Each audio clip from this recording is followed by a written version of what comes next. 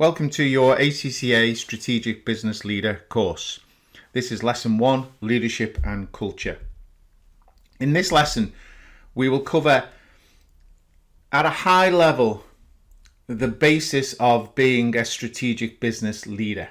So we will cover leadership, ethics, corporate governance, so how the organization is run, intrapreneurship as opposed to entrepreneurship, culture, and strategic change. Some of these areas we will then go into a little bit more detail during the course as well. Ethics will be applicable in several lessons. Corporate governance we will look at in more detail, and strategic change we will look at later in the course as well.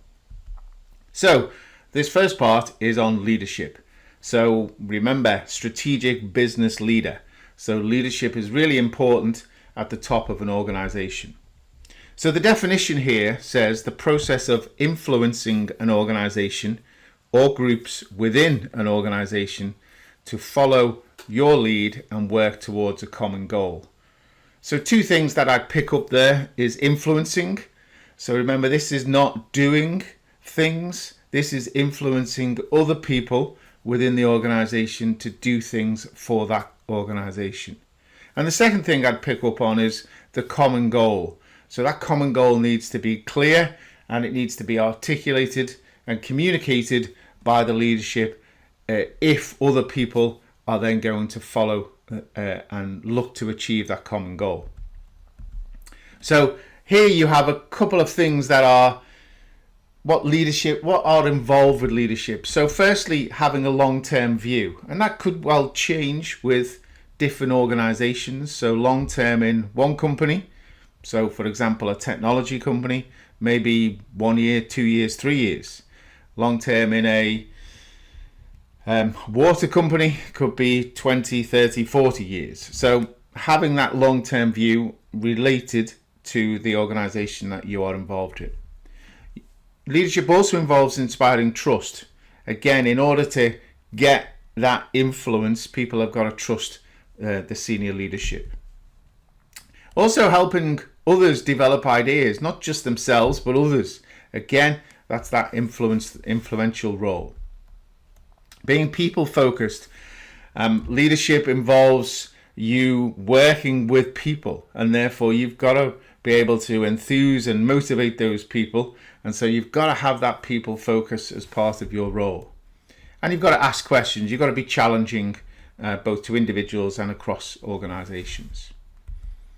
So an effective leader creates a vision for the future. And a vision would be an aspiration, an ambition for the future, something that the organization will motivate the organization and the people within the organization to achieve something for the future.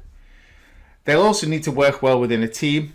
As I've said before, leadership cannot do things themselves. It relies on others and being part of a wider team to do that.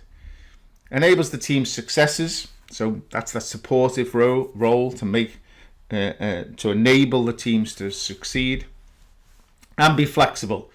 When you're leading an organization, you need to be flexible in your approach because the external environment around that organization is changing constantly, and therefore your organization needs to be flexible to that, and therefore leadership needs to follow that. Here we have a couple of theories in terms of leadership. The first one is trait theory. So what this effectively means is that some people have natural qualities that make them effective leaders. And this tends to be something that you could argue you are born with.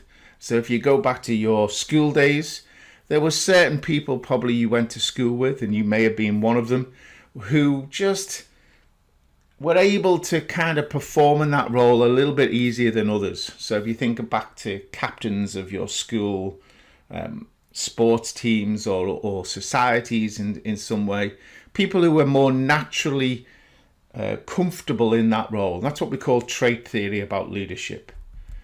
Then there's behavioral theories. So this is where a leader will exhibit a pattern of behavior that inspires people to follow them. This is something that is really developed over time. You develop this behavioral approach once you've worked in different situations and different organizations. You develop this kind of behavior that is suitable for that leadership role. And then the third theory is the contextual theory. So this is around leaders adapting themselves, because actually it's not one style fits all. Actually, you need to adopt different styles for different situations. So that's kind of putting your leadership into context, and that may well differ over time. So trait theory. Now, this is a little bit kind of linked to what we've just said. It's about the characteristics that we would expect from leaders. So the ability to motivate, and motivate others as well. You would certainly have self-confidence, develop initiative. That kind of wanting to kind of push on and deal with things, kind of look at solutions to things. Cooperation, so working with others again, being honest with everyone, being determined, a certain level of intelligence as well, and being adaptable. So these are some of the kind of things that we would expect from a trait theory. Kind of some other behaviors around effective leaders is acting with integrity. So making sure that they are aligned with the organization in how they behave and act. Being dedicated. Okay, so it's not an easy job being a leader of a large organization, so you've got to demonstrate dedication to that role. Being magnanimous, so giving credit to others where it's due. It's not all about the leader, it's actually this wider team, and giving credit where it's due.